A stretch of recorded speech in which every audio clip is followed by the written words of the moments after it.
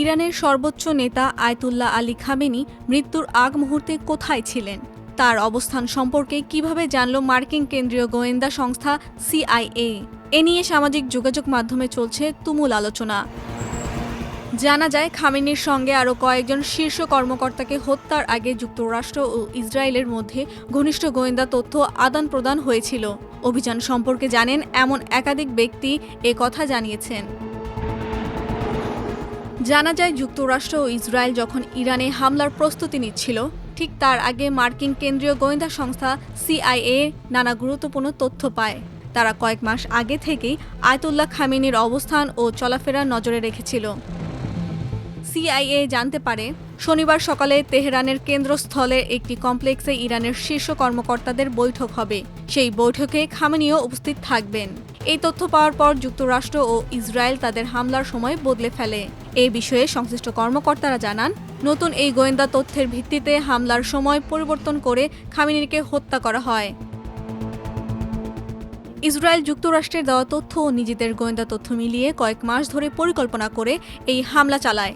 লক্ষ্য ছিল ইরানের শীর্ষ নেতাদের টার্গেট করে হত্যা করা।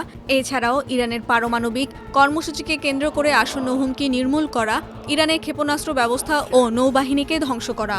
এবার আসা যাক কিভাবে পরিকল্পনা করা হয় এই হত্যাকাণ্ডের। প্রথমে রাতের অন্ধকারে হামলার পরিকল্পনা ছিল, কিন্তু শনিবার সকালে ওই কমপ্লেক্সে বৈঠকের তথ্য পাওয়ার পর হামলার সময় পরিবর্তন করা হয়। বৈঠকটি হওয়ার কথা ছিল এমন এক কমপ্লেক্সে যেখানে ইরানের প্রেসিডেন্ট, সর্বোচ্চ নেতা এবং জাতীয় নিরাপত্তা পরিষদের কার্যালয় রয়েছে। ইসরায়েলের সময় ভোর ৬টায় শুরু হয় অভিযান। যুদ্ধ বিমানগুলো ঘাঁটি থেকে উড্ডয়ন করে তেহরানের সময়ে সকাল ৯টা ৪০ দিকে ক্ষেপণাস্ত্রগুলো কমপ্লেক্সে আঘাত হানে। হামলার সময় কমপ্লেক্সের একটি ভবনে জাতীয় নিরাপত্তা সংশ্লিষ্ট শীর্ষ কর্মকর্তারা ছিলেন। খামেনি ছিলেন পাশের আরেকটি ভবনে। ইসরায়েলের এক প্রতিরক্ষা কর্মকর্তা এক বার্তায় বলেন, আজ সকালে তেহরানের একাধিক স্থানে একযোগে হামলা চালানো হয়েছে। এর মধ্যে একটি হামলা চালানো হয়েছে ইরানের রাজনৈতিক ও নিরাপত্তা নেতৃত্বের শীর্ষ ব্যক্তিদের জড়ো হওয়া কমপ্লেক্সে। রোববার ১ মার্চ ইরানের রাষ্ট্রীয় বার্তা সংস্থা ইরনা নিশ্চিত করে, শনিবারের হামলায় রিয়ার অ্যাডমিরাল আলী শামখানি ও মেজর জেনারেল মোহাম্মদ পাকপুর নিহত হয়েছেন। গত জুনে ইরানের পারমাণবিক স্থাপনায় হামলার পরিকল্পনা চলাকালে তৎকালীন মার্কিন প্রেসিডেন্ট ডোনাল্ড ট্রাম্প বলেছিলেন, যুক্তরাষ্ট্র জানে খামেনি কোথায় লুকিয়ে আছেন, চাইলে তাকে হত্যা করা সম্ভব। তারই নজির এবার দেখল বিশ্ব। এ বিষয়ে সাবেক এক মার্কিন কর্মকর্তা বলেন, সে সময় যে গোয়েন্দা নেটওয়ার্কের তথ্য ব্যবহার করা হয়েছিল, সাম্প্রতিক অভিযানে একই নেটওয়ার্কের তথ্য কাজে লাগানো হয়েছে। এরপর থেকে যুক্তরাষ্ট্রের হাতে থাকা তথ্য আরও সমৃদ্ধ হয়েছে। ১২ দিনের যুদ্ধ চলাকালে খামেনি ও আইআরজিসি কিভাবে যোগাযোগ ও চলাফেরা করছিল সে বিষয়ে যুক্তরাষ্ট্র আরও বিস্তারিত তথ্য পায়। সেই অভিজ্ঞতার ভিত্তিতে খামেনির গতিবিধি অনুসরণ করা হয়।